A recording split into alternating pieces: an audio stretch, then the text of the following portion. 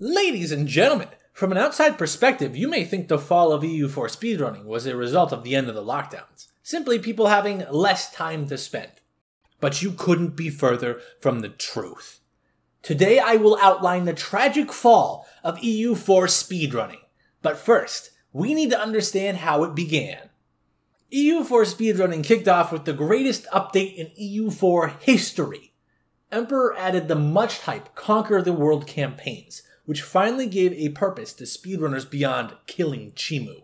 If you were around during Emperor's release, you remember how everyone was posting their top spots on the EU4 Reddit, to the point where those screenshots were banned. But that didn't stop the massive inflow of new runners.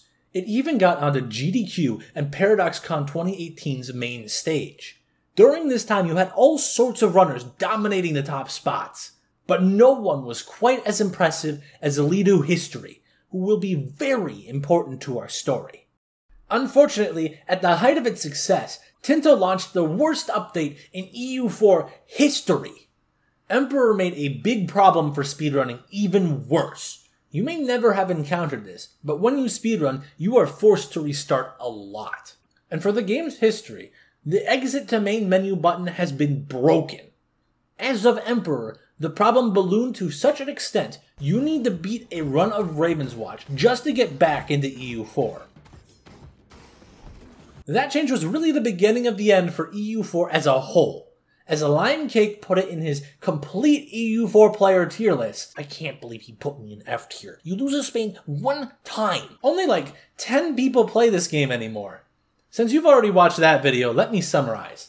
Better grand strategy games like Grey Eminence and Balloon Tower Defense decimated EU4's player base.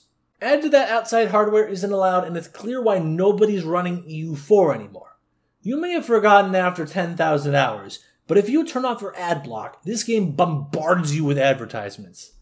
From my time in the community, let me say, I was sick and tired of the Nestle Crunchrabbit telling me how to build a bomb.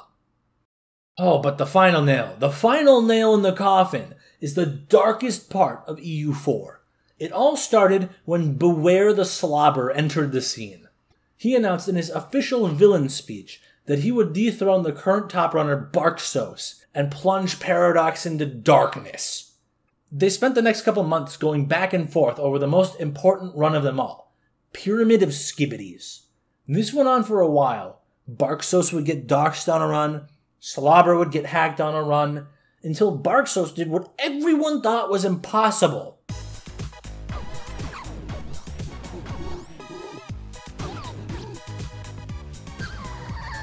He found the Desert Temple in 0 days. Everyone thought it was unbeatable. That was until a new speedrunner materialized with this run. That's right. The Green Hawk had broken space-time to do a run in -1 day. Everyone was shocked, and the second they said it would last forever, a secret was uncovered. Green Hawk hadn't done the run in EU4. He had built a pyramid of skulls in real life. Everyone was outraged. They couldn't believe the mods let this slip by. In complete embarrassment, the speedrun team deleted the speedrunning page, and to this day, there is nowhere you can speedrun EU4.